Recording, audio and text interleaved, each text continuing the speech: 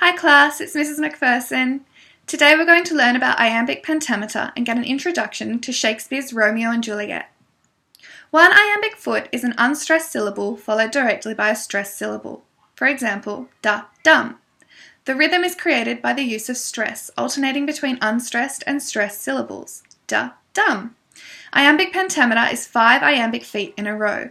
Da-dum, da-dum, da-dum, da-dum, da-dum. Again, that is da-dum, da-dum, da-dum, da-dum, da-dum. Iambic pentameter is used in many English poetic forms, such as blank verse. Shakespeare used iambic pentameter in his plays and sonnets. One of Shakespeare's most famous sonnets, sonnet number 18, reads, "Shall I compare thee to a summer's day? Thou art more lovely and more temperate. Rough winds do shake the darling buds of May, and summer's lease hath all too short a date." This sonnet is written in rhymed iambic pentameter. Romeo and Juliet was written by William Shakespeare. It is written in blank verse. This means that it is written in unrhymed iambic pentameter. For example, some quotes include, "In fair Verona, where we lay our scene. But soft, what light through yonder window breaks? It is the east, and Juliet is the sun."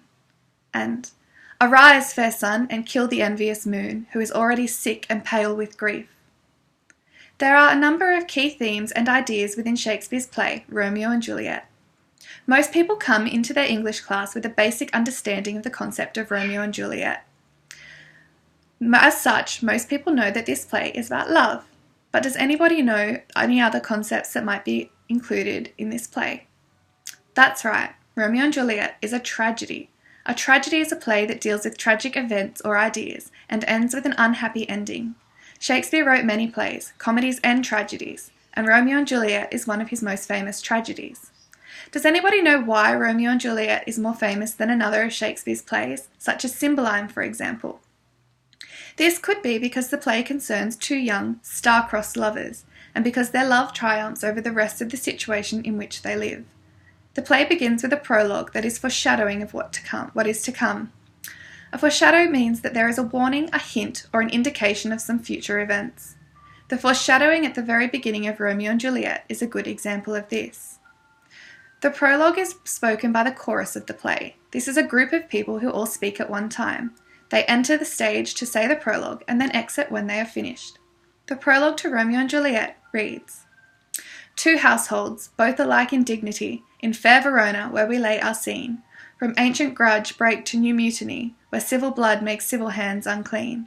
From forth the fatal loins of these two foes, a pair of star-crossed lovers take their life, whose misadventured piteous overthrows do with their death bury their parents' strife. The fearful passage of their death-marked love, and the continuance of their parents' rage, which but their children's end naught could remove, is now the 2 hours of our stage. The which if you with patient ears attend, what here shall miss, our toil shall strive to mend." The prologue is a 14-line sonnet which rhymes. The prologue foreshadows the story of the play by letting us know that the two lovers are star-crossed. This means that they are cursed by the stars or ill-fated. The prologue also tells us that the lovers will mend the feud between their families, but that this can only occur with their children's end. This means that the story of the lovers, the long feud between their houses or families, will be the subject of the play. The prologue also tells us where the play will be set, in fair Verona, where we lay our scene. It provides a background to the feud between the Capulets, Juliet, and the Montagues, Romeo, one which is an ancient grudge. The prologue also tells us that this ancient grudge will break to new mutiny, making civil hands unclean with civil blood. This tells us that there will be fights, and that some participants will not survive.